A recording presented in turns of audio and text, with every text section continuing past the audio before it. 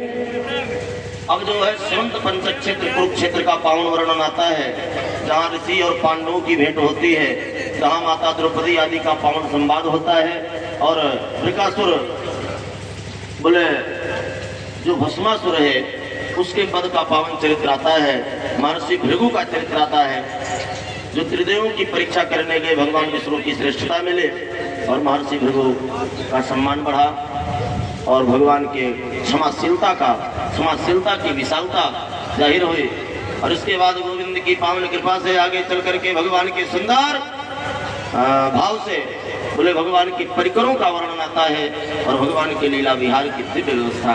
इन्हीं शब्दों के साथ समस्कंद की पूर्णा होती। बोल भक्तवत्सल भगवान की 10 मिनट आप लोग केंद्रित हो जाएं, इसके बाद हम लोग उपसंहार में प्रवेश कर लेते हैं। एकादश स्कंद में प्रवेश होता है। एकादश स्कंद में 31 अध्याय, 31 अध्यायों में मुक्ति का निरूपण। भगवान पहले अपने परिकरों को समझाते हैं, विविध भांति से समझाते हैं। बेटा बड़ों का आदर करना, संतों का सम्मान करना, गुरुजनों का सम्मान करना, गौ माता का सम्मान करना। अगर ऐसा नहीं करोगे तो बोले सबसे बड़ा दुश्मन मैं हूँ, सावधान हो जाना।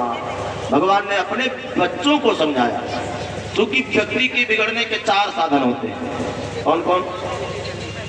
ज्यादा सुंदर हो जाना, ये बिगड़ने का ही कारण है। एक कारण रूप, यौवन, युवावस्था का प्राप्त कर लेना, संपत्ति, ज्यादा संपत्ति का मालिक बन जाना, और खजांची श्री राम जय राम। और इसके बाद प्रभुत्वम, किसी प्रभुत्व को पा जाना, अल्प समय में किसी प्रभुता को पा जाना। तो ये 4 चीजें मिल जाएं और साथ में अगर विवेक ना हो, व्यक्ति विवेक शून्य हो, ज्ञान शून्य हो, तो ये चारों किसी काम के नहीं, ये चारों गड़बड़ कर बैठते हैं। इसलिए भगवान कहते हैं तुम द्वारिकाधीश के पुत्र हो, बड़े हो, सुंदर हो और सद्विचारी हो, सद्ज्ञानी हो, लेकिन तुम बुद्धिमान हो ऐसा मैं नहीं जानता। इसलिए कभी संतों का अपमान नहीं करना। मैं संतन को दास, संत मेरे मुकुट मणि। इसलिए संतों का सर्वदा सम्मान करना।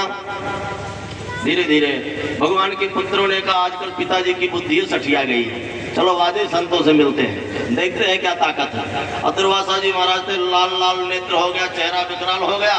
वे दुर्वासा जी को प्रणाम तक नहीं किया और कहने लगे कि महाराज ये स्त्री गर्भवती है, बताओ बेटा होगा बेटी? दुर्वासा जी ने कहा न बेटा होगा न बिटिया, और इसके गर्भ से मूसल पैदा होगा, वेदवंशियों के नष्ट होने का कारण बनेगा।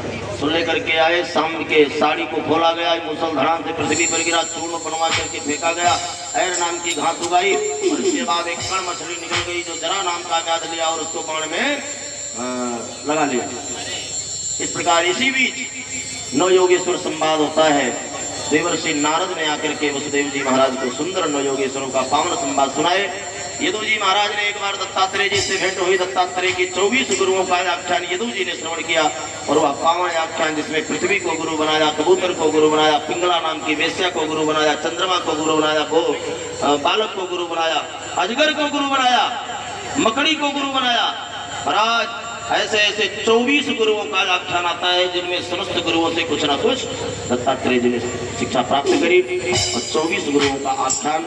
इसके बाद नयन गीत, विष्णु गीत आदि का वर्णन और पश्चात यदुकुल संघरण, बुद्धि बिगड़ गई, यदुवंशी आपस में लड़ने लगे, लड़ते लड़ते सब यत्र तत्र पृथक हो गए। बलराम जी युद्ध करते करते सुदाम चले गए और सुदाम में जाकर करके सुंदर से सैया लगाई। और इधर भगवान ने सोचा कि इनका साथ छोड़ देना चाहिए, अब इनके साथ रहना ठीक नहीं है। भगवान ने यदुवंशियों का साथ छोड़ प्रभास क्षेत्र में जा विराजे। अर्धसैनिक अवस्था में पड़े हैं और एक पहेली ने बाण प्रहार किया, भगवान को बाण लग गया। आज भगवान की दिव्य कृपा हुई, बाण लगा है राजन, और बाण लगते ही उपजरा नाम का व्याध आया, भगवान के चरणों में गिर पड़ा।